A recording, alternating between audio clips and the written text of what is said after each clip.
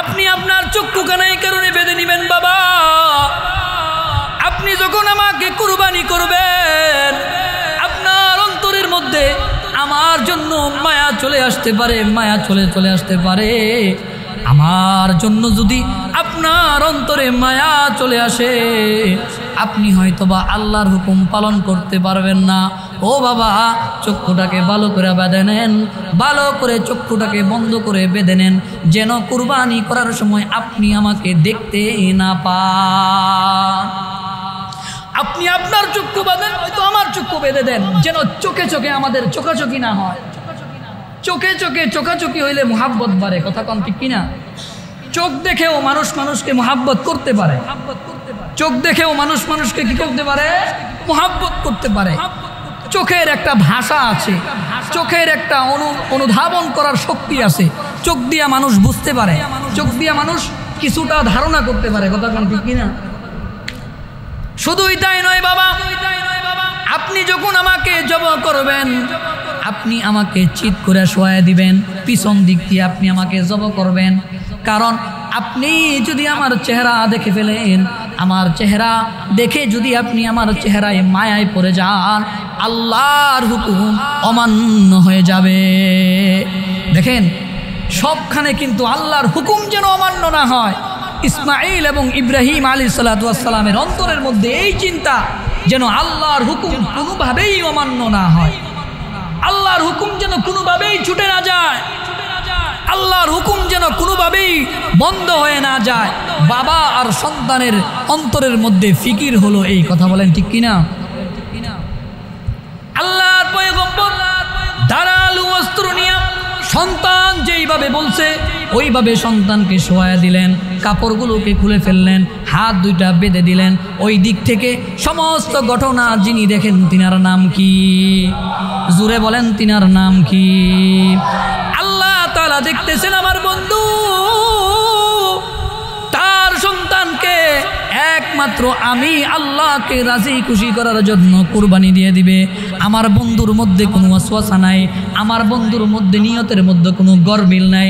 আল্লাহ তাআলা আসমান থেকে জিব্রাইলকে ডাক দিয়া বলে, জিব্রাইল যা যা যা, জান্নাত থেকে একটা দুম্বা নিয়ে যা, আমার বন্ধুর ছুরির নিচ থেকে ইসমাইলকে সরায়া জান্নাতের দুম্বাটা ছুরির নিচে ঢুকায়া দে। সুবহানাল্লাহ। আল্লাহর পয়গম্বরের ছুরি চালানো শুরু করে দিলেন, অলরেডি ছুরি চলতেছে। আল্লাহ তাআলা ছুরিকে ডাক দিয়া কয়, ছুরি খবরদার খবরদার, এ ছুরি খবরদার খবরদার, তুই কিন্তু ইসমাইলের গলার মধ্যে প্রবেশ করবি না, কাটবি না। আল্লাহ তাআলা এবার আপনি বলেন, আল্লাহ যদি ছুরিকে নিষেধ করে, ছুরির কি কোনো ক্ষমতা আছে ইসমাইলের গলা কাটা? আল্লাহ ছুরিকে বললেন, খবরদার, তুই কিন্তু আমার বন্ধুর বুকেরে কাটবি না। ওই দিক দিয়া জান্নাত থেকে আল্লাহ তাআলা দুম্বা পাঠায়া দিলেন, এ জিব্রাইল যাও, আমার বন্ধুর ছুরির নিচ থেকে তার সন্তানকে দূরে সরায়া দাও, ছুরির নিচে দুম্বাটা প্রবেশ করায়া দাও। সুবহানাল্লাহ। ইখলাস সে কুরবানি করাই মর্দে মুসলমান, इखलास से कुर्बानी करई मर्दे मुसलमान, तुम शौक से कुर्बानी करो बंदे रहमान, तुम शौक से कुर्बानी करो बंदे रहमान। ए हुक्म खुदा सूरह कौसर में दिया है, ए हुक्म खुदा सूरह कौसर में दिया है, ए सुन्नत है इब्राहीम के कुदरत रहमान, ए सुन्नत इब्राहीम के कुदरत रहमान। 10 साल मदीने में थे महबूब खुदावंद, 10 साल मदीने में थे महबूब खुदावंद, हर साल बराबर किया था आपने कुर्बान, हर साल बराबर किया था आपने कुर्बान। अल्लाह रब्बुल आलमीन তার পয়গম্বর থেকে কি পরীক্ষা নিয়েছেন, তার পয়গম্বর থেকে কঠিন কঠিন পরীক্ষা সমূহ আল্লাহ তাআলা নিয়েছেন। এমনিতেই আল্লাহ তাআলা খলিলুল্লাহ, আল্লাহর বন্ধু নির্ধারণ করেন নাই। বন্ধু নির্ধারণ করতে গিয়া স্বয়ং আল্লাহ তাআলা তার পয়গম্বরকে আগুনের মধ্যে পর্যন্ত ফেলে দিয়েছেন। বন্ধু নির্ধারণ করতে গিয়া আল্লাহ রাব্বুল আলামিন পয়গম্বর ইব্রাহিমকে কঠিন কঠিন পরীক্ষার সম্মুখীন করেছেন। পয়গম্বর ইব্রাহিম আল্লাহর মনোনীত একজন নবী, আল্লাহর হুকুম আল্লাহর আহকামকে দুনিয়াতে প্রচার প্রসার করার জন্য আল্লাহ তার পয়গম্বরকে দুনিয়াতে পাঠিয়েছেন। আল্লাহর পয়গম্বর হযরত ইব্রাহিম আলাইহিস সালাতু ওয়াস সালাম যখন দুনিয়াতে আসলেন, পয়গম্বর ইব্রাহিম আলাইহিস সালাতু ওয়াস সালাম বিবাহ বন্ধনে আবদ্ধ হলেন। দীর্ঘদিন পর্যন্ত ওনার কোনো সন্তান হয় না। ঘটনাগুলো আপনারা সকলেই জানেন। তাকরার এই কারণে করতেছি, আল্লাহ রাসূল হাদিসের মধ্যে বলেন ঈমানের কথা বেশি বেশি তোমরা একে অপরকে শোনাও। ঈমানের কথাগুলো যখন একে অপরকে বেশি বেশি তোমরা শোনাইবা তো তোমাদের ঈমান আল্লাহ তাআলা বৃদ্ধি করে দিবে। বলেন সুবহানাল্লাহ। পয়গম্বর ইব্রাহিম আলাইহিস সালাতু ওয়াস সালাম দীর্ঘদিন বিবাহ বন্ধনে আবদ্ধ হয়ে গেলেন। দীর্ঘদিন বিবাহ বন্ধনে আবদ্ধ হয়ে যাওয়ার পরও পয়গম্বর ইব্রাহিমের কোলে সন্তান আসে না। পয়গম্বর আল্লাহর কাছে দোয়া করে, রব্বি হাবলি মিনাস সলিহিন। আল্লাহর দরবারে পয়গম্বর ইব্রাহিম আল্লাহর দরবারে দোয়া করে, আল্লাহ এতদিন হয়ে গেল, বৃদ্ধ হয়ে গেলাম, এখনো একটা সন্তান আপনি আমাকে দেন নাই। ওগো আল্লাহ, আপনি আমাকে একটা নেক সন্তান দান করেন। রব্বি হাবলি মিনাস সলিহিন। আল্লাহ তাআলার কাছে যখন দোয়া করতে থাকলেন পয়গম্বর, আল্লাহ তাআলা একদিন সুসংবাদ জানায় দিলেন, ফাবাশশারনাহু বিগুলামিন হালিম। সুবহানাল্লাহ বলেন।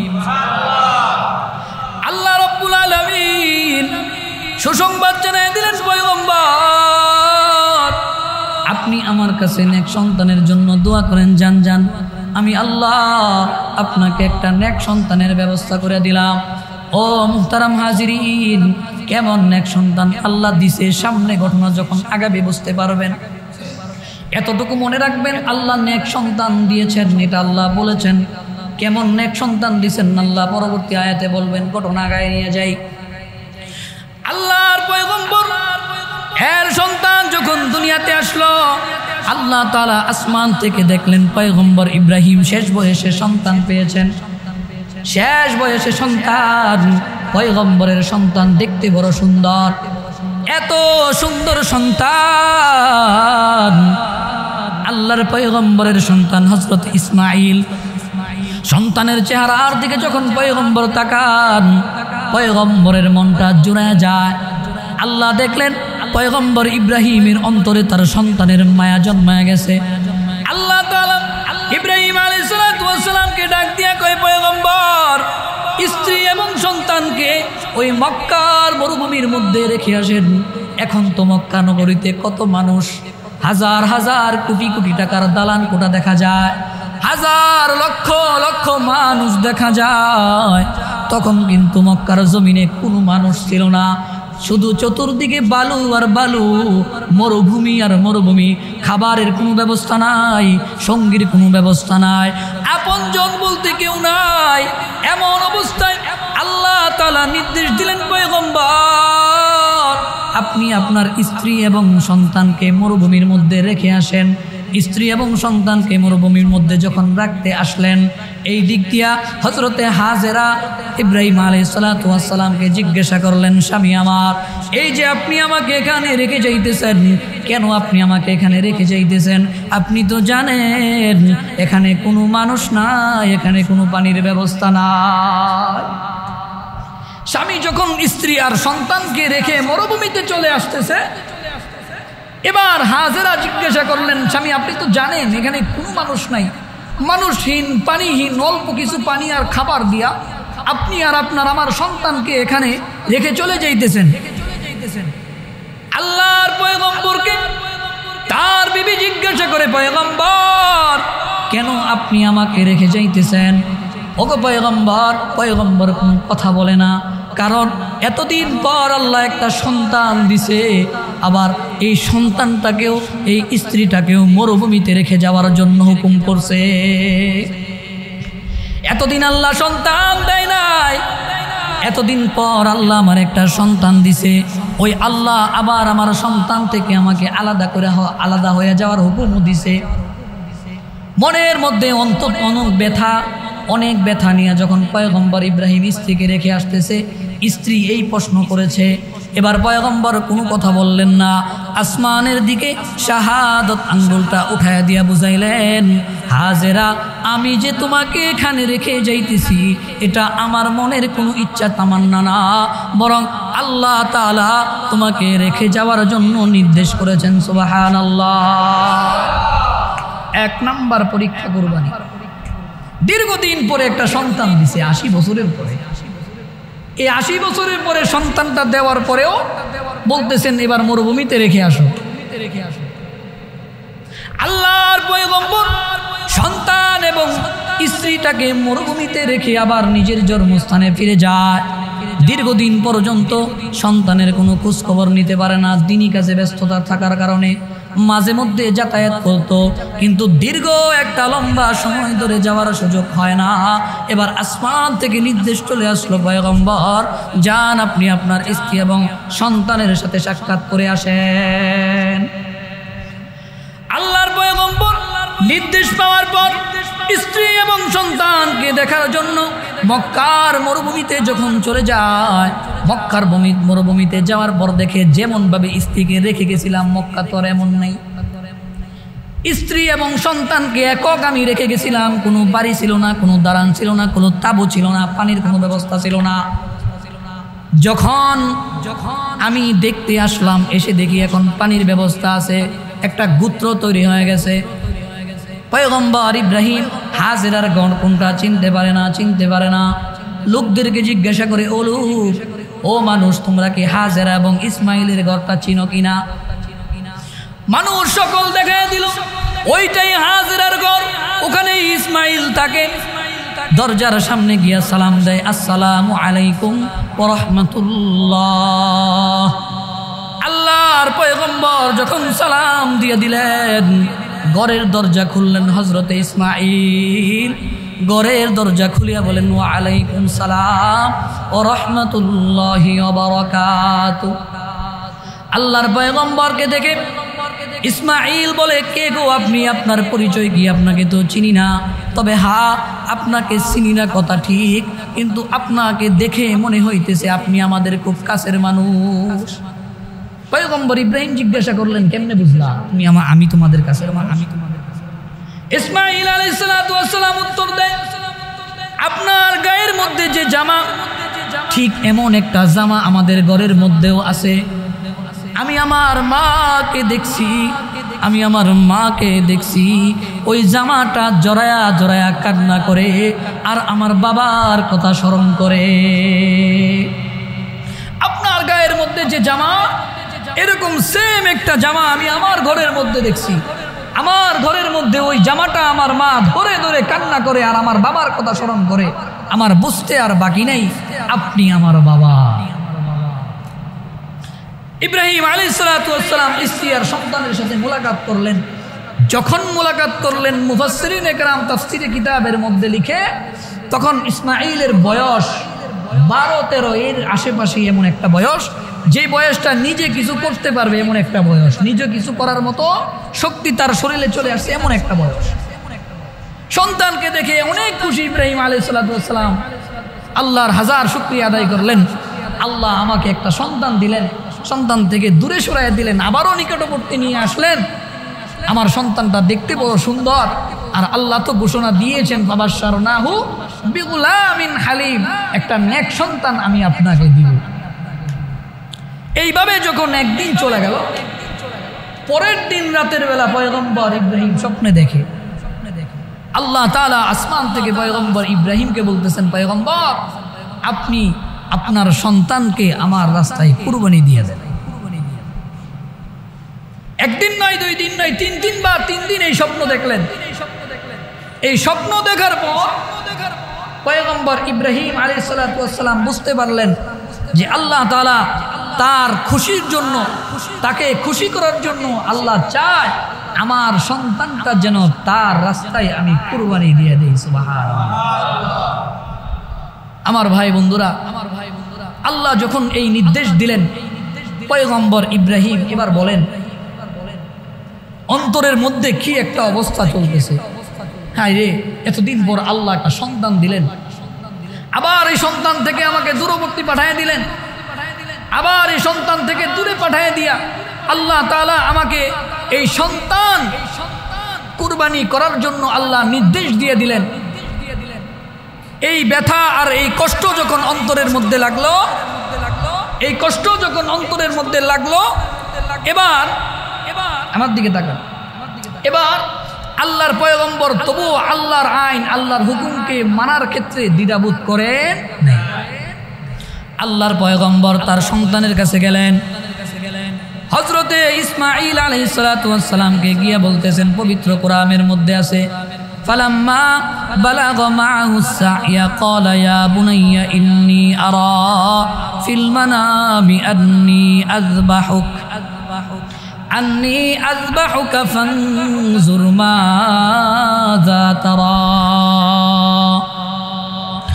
আল্লাহর পয়গম্বর তার সন্তানকে ডেকে বলতেছেন, সন্তান আমার, আল্লাহর পক্ষ থেকে নির্দেশ এসেছে আমি যেন তোমাকে আল্লাহর রাস্তায় কুরবানি করে দেই, আমি যেন আল্লাহর রাস্তায় তোমাকে কুরবানি করে দেই। এই কথা যখন সন্তান শুনলেন, বর্তমান যদি আমাদের মতো কোনো মানুষ, আমাদের মতো কোনো সন্তান যদি, বাবা যদি এতদিন পরে যদি বাবা আমাকে এই কথা বলতো, আমি আমার বাবাকে বলতাম, এতদিন পর্যন্ত আপনি আমার কোনো ভরণ পোষণ দেন নাই, এতদিন পর্যন্ত আমার মাকে একটা ভালো কাপড় কিনে পর্যন্ত আপনি দেন নাই, আমার মা থেকে এতদিন পর্যন্ত আপনি বিচ্ছেদ হয়ে গেছিলেন, দীর্ঘদিন পর আপনি আমাদের কাছে আসলেন, দীর্ঘদিন পর আসার পর এবার আপনি আমাকে বলতেছেন আপনি আমাকে আল্লাহর রাস্তায় কুরবানি করে দিবেন, আপনি কি আমার সাথে মজা করেন? এটা বলতাম কি বলতাম না? আমরা এটা বলতাম। এতদিন পর্যন্ত আপনার কোনো খোঁজখবর ছিল না, আজ 10 বছর পরে আপনি আয়েশা বলতেছেন এবার আপনি আমাকে কুরবানি করে দিবেন, তামাশা করেন। পয়গম্বর ইসমাঈল কিন্তু এই কথা বলেন নাই। বাবা যখন বললেন, ফালাম্মা বালাগা মাআহুস সা'য়া ক্বালা ইয়া বুনাইয়া ইন্নী আরা ফিল মানামি আন্নী আযবাহুকা ফানজুর মাযা তারা। ও সন্তান, আমি দেখলাম আল্লাহর রাস্তায় তোমাকে আমি কুরবানি করে দিছি, আযবাহুকা ফানজুর মাযা তারা। সন্তান উত্তর দিলেন, ইয়া আবাতি ফাল মা তুমার সাতাজিদুনি ইনশাআল্লাহু মিনাস সাবিরিন। জোরে বলেন আল্লাহু আকবার। ইতিহাসের পাতায় এই আয়াতের বহুত কুরবানিওয়ালা একটা আয়াত, বহু দামি একটা আয়াত। কি উত্তরটা দিলেন সন্তান, একবার চিন্তা করলেই বোঝা যায় কি উত্তর দেওয়ার কথা আর উত্তরটা কি দিলেন। ওই যে আমি বলেছিলাম আল্লাহ নেক সন্তান দিয়েছেন, নেক সন্তান হওয়া, নেক সন্তান যদি কেউ হয় কখনো আল্লাহ আর বাবার বিরুদ্ধে যেতে পারে। সন্তান উত্তর দিলেন, ক্বালা ইয়া আবাতি ফাআল মা তুমার সাতাজিদুনি ইনশাআল্লাহু মিনাস সাবিরিন। সন্তান উত্তর দিলেন, বাবা, আল্লাহ আপনাকে যেই নির্দেশ করেছে, যে হুকুম আল্লাহ আপনাকে করেছে, আপনি তা বাস্তবায়ন করুন। ও বাবা, বিন্দু পরিমাণ দেরি করার কোনো সুযোগ নাই, বিন্দু পরিমাণ পিছু হটার কোনো সুযোগ নাই, আল্লাহ আপনাকে হটার কোনো সুযোগ নাই। নির্দেশ কায়েম করতে বলা হয়েছে, আপনি তা অতি তাড়াতাড়ি কায়েম করুন। আপনি আমাকে ধৈর্যশীলদের মধ্যে পাবেন। সুবহানাল্লাহ। হে মুহতারাম হাজিরিন, টাকা খরচ করে কুরবানি করতে, পশু কুরবানি করতেও মানুষ এখন মন থেকে চায় না, লজ্জার কারণে কুরবানি দেয়। মানুষের মনের ইচ্ছা হলো পাশের বাড়ির মানুষের সন্তানগুলো গোশত খাবে, আমার ছেলেটা খেতে পারবে না, এই কারণে কুরবানি দেয়। কথা কোন ঠিক কিনা? ওই এলাকার সব থেকে বড় গরু এমকে দিয়েছে, আমি যদি কুরবানি না দেই তাহলে মানুষ কি বলবে? মানুষের লজ্জা না পাওয়ার জন্য সে কুরবানি দেয়। কিন্তু পয়গম্বর ইব্রাহিম আলাইহিস সালাতু ওয়াস সালাম কোনো পশু কুরবানি দেওয়ার জন্য নিজের এরাদা করেন নাই, কোনো পশু কুরবানি করার জন্য নিজেকে বিলায় দেন নাই, বরঞ্চ নিজের সন্তানটাকে আল্লাহর জন্য কুরবানি দেওয়ার জন্য প্রস্তুত হয়ে গেছে। সুবহানাল্লাহ। যেমন বাপ তেমন তার সন্তান। বাপ যদি বলা হয় ছেলে তার ভালো, মা যদি বলা হয় মেয়ে তার ভালো, গাভী যদি বলা হয় দুধও তার ভালো, দুধ যদি বলা হয় ঘিও তার। এ কারণে আমাদের ভালো হওয়া দরকার। নেক সন্তান চাইতে গেলে আগে আমাদের ঠিক করতে হবে, আমাকে আমার ঠিক করতে হবে। তাহলে আমার থেকে যিনি আসবেন তিনিও কি ভালো হওয়ার আশঙ্কা আছে। আল্লাহর পয়গম্বর সন্তানের সাথে পরামর্শ করলেন। সন্তান, আল্লাহ তাআলা নির্দেশ দিলেন তোমাকে কুরবানি করে দেওয়ার জন্য। সন্তান বললেন সাতাজিদুনি ইনশাআল্লাহু মিনাস সাবিরিন। ও পিতা, কোনো সমস্যা নাই, কোনো সমস্যা নাই, কোনো সন্দেহ নাই, আপনি আল্লাহর আইনকে বাস্তবায়ন করুন, অবশ্যই আপনি আমাকে ধৈর্যশীলদের মধ্যে পাবেন। সন্তান যখন এই কথা বললেন, পয়গম্বর ইব্রাহিম হযরতে হাজেরাকে বললেন, হাজেরা, সন্তানটাকে সুন্দর করে সুন্দর কাপড় পরে সাজায়া দাও, আমি সন্তানটাকে নিয়ে ঘুরতে বের হয়ে যাব। আল্লাহর পয়গম্বর তার কলিজার টুকরা সন্তানটাকে কুরবানি দেওয়ার জন্য মাঠের মধ্যে চলে গেলেন। হায়রে, মনে মানে না, এমন একটা সন্তান, ফুটফুটে সন্তান। তাফসিরে কিতাবের মধ্যে আছে হযরত ইসমাইল যখন তাকে মাঠে নেওয়া হলো, ইসমাইল তার বাবাকে উদ্দেশ্য করে কিছু কথা বলছিলেন। ইসমাইল ডাক দিয়া কয়, বাবা, আপনি যখন আমাকে কুরবানি করবেন, আমার দুইখানা হাত আপনি বেঁধে নিবেন। ও বাবা, আপনার চক্ষুটাও ভালো করে বেঁধে নিবেন। ও বাবা, আমার গায়ের জামাটা খুলে নেন, আপনার জামাটাও খুলে ফেলেন, যেন রক্তের দাগ আপনার শরীরে না লাগে। ও বাবা, ভালো করে এই কারণে বেঁধে নিবেন, যখন আপনি আমাকে জবাই করবেন আমার ব্যথা অনুভব হবে, আমি যেন হাত পা নড়াচড়া করে আপনার জবাই করার মধ্যে ডিস্টার্ব করতে না পারি। আপনি আপনার চক্ষুখানা এই কারণে বেঁধে নিবেন। বাবা, আপনি যখন আমাকে কুরবানি করবেন, আপনার অন্তরের মধ্যে আমার জন্য মায়া চলে আসতে পারে, মায়া চলে আসতে পারে। আমার জন্য যদি আপনার অন্তরে মায়া চলে আসে, আপনি হয়তোবা আল্লাহর হুকুম পালন করতে পারবেন না। ও বাবা, চক্ষুটাকে ভালো করে বেঁধে নেন, ভালো করে চক্ষুটাকে বন্ধ করে বেঁধে নেন, যেন কুরবানি করার সময় আপনি আমাকে দেখতে না পান। আপনি আপনার চক্ষু বাঁধেন, হয়তো আমার চক্ষু বেঁধে দেন, যেন চোখে চোখে আমাদের চোখাচোখি না হয়। চোখে চোখে চোখাচোখি হইলে মুহাব্বত বাড়ে, কথা কন ঠিক কিনা? চোখ দেখেও মানুষকে মুহাব্বত করতে পারে, চোখ দেখেও মানুষকে কি করতে পারে? মুহাব্বত করতে পারে। চোখের একটা ভাষা আছে, চোখের একটা অনুধাবন করার শক্তি আছে, চোখ দিয়া মানুষ বুঝতে পারে, চোখ দিয়া মানুষ কিছুটা ধারণা করতে পারে, কথা কন ঠিক কিনা? শুধুই তাই নয় বাবা, আপনি যখন আমাকে জবাই করবেন, আপনি আমাকে চিৎ করে শোয়ায় দিবেন, পিছন দিক দিয়ে আপনি আমাকে জবাই করবেন। কারণ আপনি যদি আমার চেহারা দেখে ফেলেন, আমার চেহারা দেখে যদি আপনি আমার চেহারায় মায়ায় পড়ে যান, আল্লাহর হুকুম অমান্য হয়ে যাবে। দেখেন, সবখানে কিন্তু আল্লাহর হুকুম যেন অমান্য না হয়।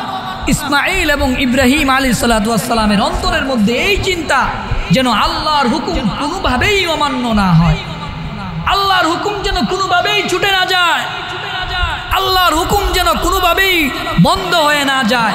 বাবা আর সন্তানের অন্তরের মধ্যে ফিকির হলো এই কথা, বলেন ঠিক কিনা? আল্লাহর পয়গম্বর ধারালো অস্ত্র নিয়ে সন্তান যেইভাবে বলছে ওইভাবে সন্তানকে শোয়ায়া দিলেন, কাপড়গুলোকে খুলে ফেললেন, হাত দুইটা বেঁধে দিলেন। ওই দিক থেকে সমস্ত ঘটনা যিনি দেখেন, তিনার নাম কি? জুড়ে বলেন, তিনার নাম কি? আল্লাহ তাআলা দেখতেছেন আমার বন্ধু তার সন্তানকে একমাত্র আমি আল্লাহকে রাজি খুশি করার জন্য কুরবানি দিয়ে দিবে। আমার বন্ধুর মধ্যে কোনো ওয়াসওয়াসা নাই, আমার বন্ধুর মধ্যে নিয়তের মধ্যে কোনো গরমিল নাই। আল্লাহ তাআলা আসমান থেকে জিব্রাইলকে ডাক দিয়া বলে, জিব্রাইল যা যা যা, জান্নাত থেকে একটা দুম্বা নিয়ে যা, আমার বন্ধুর ছুরির নিচ থেকে ইসমাইলকে সরায়া জান্নাতের দুম্বাটা ছুরির নিচে ঢুকায়া দে। সুবহানাল্লাহ। আল্লাহর পয়গম্বরের ছুরি চালানো শুরু করে দিলেন। অলরেডি ছুরি চলতেছে। আল্লাহ তাআলা ছুরিকে ডাক দিয়া কয়, ছুরি খবরদার খবরদার, এ ছুরি খবরদার খবরদার, তুই কিন্তু ইসমাইলের গলার মধ্যে প্রবেশ করবি না, কাটবি না। আল্লাহ তাআলা এবার আপনি বলেন, আল্লাহ যদি ছুরিকে নিষেধ করে, ছুরির কি কোনো ক্ষমতা আছে ইসমাইলের গলা কাটা? আল্লাহ ছুরিকে বললেন, খবরদার, তুই কিন্তু আমার বন্ধুর বুকে কাটবি না। ওই দিক দিয়া জান্নাত থেকে আল্লাহ তাআলা দুম্বা পাঠিয়ে দিলেন, এ জিবরাইল যাও, আমার বন্ধুর ছুরির নিচ থেকে তার সন্তানকে দূরে সরায়া দাও, ছুরির নিচে দুম্বাটা প্রবেশ করায়া দাও। সুবহানাল্লাহ। জবাই হয়ে গেছে, জবাই হয়ে গেছে। আর বাবার চোখ দিয়া ঝরঝর করে পানি পড়তেছে। আরে এটা তো আনন্দের পানি, আপনি আমি মজা করতে পারি কষ্টের পানি না। পয়গম্বর ইব্রাহিম কান্না করতেছে আর ভাবতেছে, আমার সন্তানটা আমি আল্লাহর রাস্তায় কুরবানি করেছি, আমার সন্তানটা আমি আল্লাহর রাস্তায় কুরবানি করেছি। এটা আমার দুঃখ নয়, আরে এটা তো আমার গৌরব আর প্রশংসার বিষয় যে আমি আমার সন্তানটাকে আল্লাহর জন্য কুরবানি করতে পারেছি। সুবহানাল্লাহ। কি নবী আর কি পিতা আল্লাহ আমাদেরকে দিয়েছেন। হায় আফসোস, আজকে যদি আমরা পিতার আদর্শকে গ্রহণ করতাম। কেমন ইখলাসওয়ালা, কেমন নিয়তওয়ালা পিতা আল্লাহ আমাদেরকে দিয়েছেন। আমরা যদি আমাদের পিতাকে চিনতাম, আমাদের পিতার মতো যদি আমরা হইতে পারতাম, তাহলে জান্নাত থেকে আমাকে ঠেকানোর জন্য কেউ কখনো ঠেকাইতে পারত। আজকে মন করতেই ভুলে গেছে। ইব্রাহিম আলাইহিস সালাতু ওয়াস সালাম জবাই হয়ে গেল। কান্না করতে করতে চোখ থেকে কাপড়টা খুললেন, খুলে দেখে দূরে ইসমাইল দাঁড়ায় হাসতেছে। ওইদিকে করলাম ইসমাইলকে জব, কিন্তু দেখে ইসমাইল জব হয় নাই, দুম্বা জব হয়ে গেছে। আল্লাহু আকবার।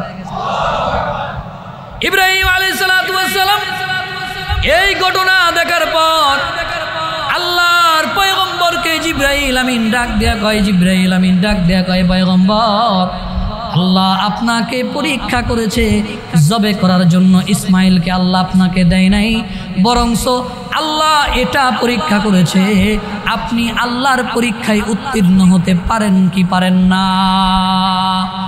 এই কারণে মুসলমান, কুরবানি করার জন্য আমরা আমাদের নিয়তটাকে ঠিক করব। কারণ রাসূল হাদিসের মধ্যে বলেন, ক্বালান নবিয়্যু সাল্লাল্লাহু আলাইহি ওয়াসাল্লাম, ইন্নামাল আ'মালু বিন্নিয়াত। সমস্ত কাজের মূল হলো, সমস্ত কাজের মেরুদণ্ড হলো তার নিয়াত।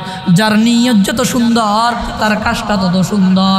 কারণ নিয়ত যদি হয় একমাত্র আল্লাহর জন্য কুরবানি দেওয়া, আল্লাহ বলেন কুরবানি পশুর মধ্যে যতগুলো পশম থাকবে বান্দার আমল নামায় আমি আল্লাহ ততগুলো নেক আমি আল্লাহ দিয়ে দিব।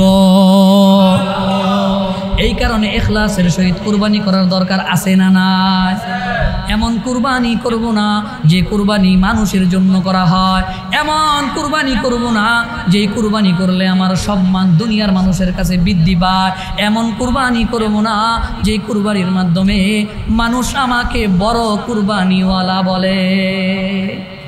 এমন কুরবানি আমরা দিব না। এটা প্রমাণ হয় কারা আল্লাহর জন্য কুরবানি দিয়েছে আর কারা নিজের জন্য, পরিবারের জন্য, নিজের সম্মান আর ইজ্জতকে রক্ষা করার জন্য কে কুরবানি দিয়েছে। এটা প্রমাণ হয়। কিভাবে প্রমাণ হয়? আল্লাহর জন্য যদি কুরবানি কেউ দেয়, তাহলে রাসূল কুরবানি কেউ দেয়, যেইভাবে কুরবানি করার ক্ষেত্রে উৎসাহিত করেছেন আমরা সেইভাবেই কুরবানি করব। আল্লাহর জন্য কুরবানি যদি কেউ দেয়, তাহলে কুরবানি দিয়ে দুইটা ডিপ ফ্রিজে ভরবে না। কথা বলেন ঠিক কিনা? কারণ কুরবানি দিয়ে সে ডিপ ফ্রিজ ভরবে না, তার অন্তরের মধ্যে জাগ্রত হবে আমি তো কুরবানিটা আল্লাহর জন্য দিয়েছি, আল্লাহ আমাকে সম্পদ দিয়েছে, আল্লাহ আমাকে অর্থ দিয়েছে বলেই তো আমি কুরবানি দিতে পেরেছি। কিন্তু আমার পাশে বহু দরিদ্র মানুষ, আমার গ্রামে আমার এলাকায় বহু দরিদ্র মানুষ যারা কুরবানি দিতে পারে নাই, কুরবানি দেওয়ার মতো তৌফিক তাদের ছিল না। আমি আমার কিছু অংশ, আমার খাবার থেকে কিছু খাবার, আমার গুস্ত থেকে কিছু গুস্ত তাদের বাড়িতে আমি পৌঁছায়া দিব, তাদের জন্য আমি রেখে দিব, তাদের জন্য আমি ব্যবস্থা করব। একজন সচ্চা কুরবানিওয়ালা যে আল্লাহর জন্য কুরবানি দেয়, সে কখনো নিজে সারা বছর ফ্রিজে গুস্ত রেখে রেখে খেতে পারে না। তার মনের মধ্যে দ্বিধা হয়। যদিও খাওয়ার অনুমতি আছে, কুরবানির গোশত যদি আপনি কাউকে না দেন, আপনি একাই খান, এটা নাজায়েজ না। কিন্তু একজন মানুষ, বিবেকবান মানুষ, যার মধ্যে যার্রা পরিমাণ বিবেক আছে, সে কখনো এটা করতে পারবে না যে কুরবানি আমি দিব, সেই কুরবানির গোশত শুধুই আমি ভক্ষণ করব, কুরবানির গোশত শুধুই আমি খাবো না, সে এটা করতে পারবে না। সে তার আশেপাশের মানুষের খোঁজ খবর রাখবে। কথা বলেন ঠিক কিনা? বা ইনসাফওয়ালা হওয়া, ইনসাফওয়ালা হওয়া, এখলাস হওয়া, এইগুলা খুব দামি জিনিস। এখলাস যদি না থাকে, ইনসাফ যদি না থাকে, তাহলে আসল জায়গায় আপনি আর আমি থেকে যাব। আল্লাহ আমাদের সাথেও ইনসাফ করবেন না। কারণ রাসূল বলেন, যে ব্যক্তি দুনিয়াতে মানুষের সহযোগিতা করে, যে মানুষ মানুষের সহযোগিতা করে, স্বয়ং আল্লাহ ওই ব্যক্তিকে সহযোগিতা করে। সুবহানাল্লাহ। আল্লাহর সহযোগিতা পাওয়ার একটা মাধ্যম হলো বান্দাকে সহযোগিতা করা। বান্দার সহযোগিতা করলে আপনার আর আমাকে সহযোগিতা করবেন তিনি কে? বলেন তিনি কে? এই কারণে কুরবানির ক্ষেত্রে এখন থেকেই নিয়তকে খাঁটি করা, এখন থেকেই নিয়তকে খাঁটি করা। মনে মনে এটা ভাবা, যদি আসমান থেকে আগুন আইসা আমার কুরবানিকে পুরাই দিত, তাহলে তো আমি কিছুই পাইতাম না। না পাইতাম গোশত, না পাইতাম চামড়া, না পাইতাম রক্ত, কিছুই তো আমার ভাগ্যে ছিল না। ওই আল্লাহ দয়া আর মায়া করে যেহেতু আমাকে ব্যবস্থা করেছেন, আমাকে মেহমানদারির ব্যবস্থা করেছেন, আমাকে কুরবানির গোশত দ্বারা আল্লাহ মেহমানদারি করাইবেন, সেই ক্ষেত্রে শুধু আমি একাই খাবো না, আমার আশেপাশে যারা আছে যেইভাবে হোক তাদের কাছে আমি পৌঁছে দেব ইনশাআল্লাহ। মুহতারাম হাজিরিন, বাস্তবতা হলো ভিন্ন। আজকে সমাজের বাস্তবতা বড়ই ভিন্ন। আজকে আমাদের মতো যারা আছে, আপনি যদি বাংলাদেশে বিভিন্ন মসজিদের মধ্যে গ্রাম অঞ্চলে খোঁজখবর নিয়ে দেখেন, যেই বেচারা কুরবানির ফজিলতের ওয়াজ করে, যেই খতিব, যেই ইমাম কুরবানির ফজিলতের ওয়াজ করে, ওই ব্যক্তি কুরবানি দিতে পারে না। আপনি খোঁজখবর নিয়ে দেখবেন, এটা আমাদের কাছে নোটিশ আছে, আমাদের কাছে এটা আসে। ৬,০০০ ৫,০০০ টাকা বেতনের চাকরি করে, এই পরিমাণ অল্প টাকার বেতনের চাকরি দিয়ে বেচারা কুরবানি দিবে কিভাবে? কুরবানি দিতে পারে না। কিন্তু ফজিলতের ওয়াজ বেচারা হাসি মুখে করে, কাউকে বুঝতেই দেয় না, অথচ নিজের বাড়িতে কিন্তু সে কুরবানি দেওয়ার মতো কোনো ব্যবস্থা নাই।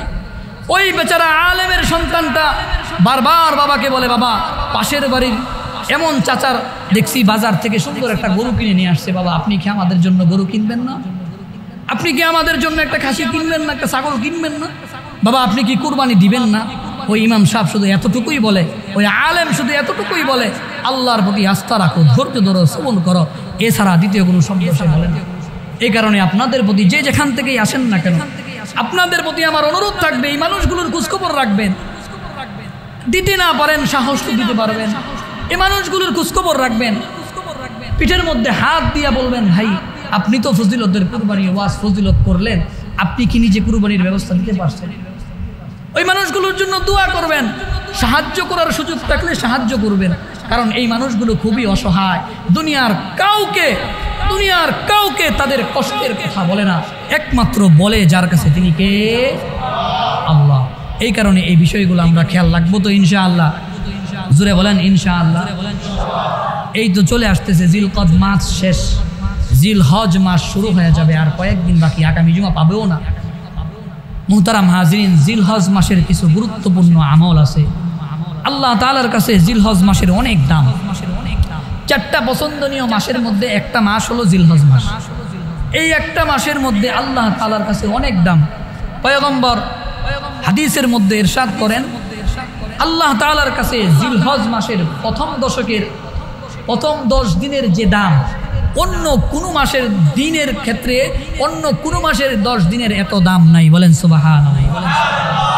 এ কারণে আমরা যারা জিলহজ মাসের রোজা রাখবো, যারা জিলহজ মাসে আমরা 10টা রোজা রাখতে 9টা রোজা রাখতে চাই, তারা জিলহজের 1 তারিখ থেকে নিয়ে 9 তারিখ পর্যন্ত আমরা রোজা রাখবো। এই রোজা রাখাটা সুন্নত। আল্লাহ নবীর সাহাবা এক হাদিসের মধ্যে বলেন 4টা জিনিস আল্লাহ রসুল কখনো ছাড়তেন না। কয়টা জিনিস? 4টা জিনিস আল্লাহ রসুল কখনো ছাড়তেন না। আশুরার রোজা, এটা আল্লাহ রসুল কখনো ছাড়তেন না। জিলহজ মাসের 1ম দশকের রোজা আল্লাহ রসুল কখনো ছাড়তেন না। মাসে 3টা রোজা আল্লাহ রসুল কখনো ছাড়তেন না। ফজরের আগে 2 রাকাত সুন্নত নামাজ আল্লাহ রসুল কখনো ছাড়তেন না। এই কারণে এই জিলহজ মাসের 1ম দশকের রোজার অনেক দাম আছে না নাই? আমরা রাখবো। আরেকটা আমল আছে, গুরুত্বপূর্ণ আমল, যে আমলটা মুস্তাহাব। সেটা হলো জিলহজ মাসের যেদিন থেকে চাঁদ উঠে যাবে, এর চাঁদ ওঠার আগেই আমরা আমাদের চুল, আমাদের লোম, পশম, গোঁফ যা আছে, গোপন অঙ্গ যত পশম আছে, নখ, সব কিছু এর আগেই আমরা কেটে ফেলবো। কুরবানি করার আগ পর্যন্ত আমরা আর এগুলা কাটবো না। এটা মুস্তাহাব আমল। এই আমলটাও যদি করি আল্লাহ তাআলা আমাদেরকে অনেক জাযা আর নেকি দান করবেন, সুবহানাল্লাহ। তাহলে আপনাদেরকে আমি 2টা আমলের কথা বললাম। একটা আমল হলো 1ম দশকে রোজা রাখা। 1ম দশকে কি রাখা? রোজা রাখা। নফল রোজার নিয়ত, বিশেষ কোনো নিয়ত নেই। নফল রোজা যেভাবে আমরা নিয়ত করি, জাস্ট জিলহজের 10-এর এরকম রোজা রাখতেছি, এই নিতেই নিয়ত। দ্বিতীয় আমল হলো যে আমরা যদি আমাদের নখ, আমাদের যত পশম আছে, যা কিছু আছে কাটার মতো, সব কিছু আমরা জিলহজ মাসের চাঁদ ওঠার আগেই আমরা কেটে ফেলবো। এই আমলটা মুস্তাহাব। এই আমলটা করলে কোনো রেওয়ায়াতের মধ্যে এমন আছে, কোনো ব্যক্তি যদি জিলহজ মাসের চাঁদ ওঠার আগেই তার নখ এবং চুলগুলোকে সাফ করে ফেলে, মাঝখান দিয়ে আর না কাটে, একবারে কুরবানি করে তারপরে কাটে, আল্লাহ তাআলা একটা কুরবানি করার সওয়াব তার আমল নামায় দিয়ে দিবে, সুবহানাল্লাহ। এই কারণে এই আমলটা করতে পারবো না ইনশাআল্লাহ। আরেকটা আমল, সেটা হলো এই মাসের মধ্যে কোনো গুনাহের কাজের সাথে যুক্ত হব না। এই মাসের গুলোর মধ্যে কোনো গুনাহের কাজের মধ্যে আমরা যুক্ত হব না। কোনো গুনাহের কাজ আমিও করব না, আমার পরিবার পরিজনদেরকেও করতে দিব না, পারবো না ইনশাআল্লাহ। বিবাহ শাদী হোক, যেটাই হোক না কেন, মুসলমানের অনুষ্ঠান হোক, যেই কোনো অনুষ্ঠানের মধ্যে সকল প্রকার বাদ্যযন্ত্রকে পরিহার করব। বিবাহের ক্ষেত্রে সকল প্রকার ইসলামের বহির্ভূত কাজ, এমন কোনো কাজ আমরা করব না। একেবারে গায়ে হলুদ থেকে নিয়ে শুরু করে যত কুসংস্কার কাজ আছে, যত ইসলামের বিরুদ্ধে কাজ আছে, একটাও আমরা করব না, পারবো না ইনশাআল্লাহ।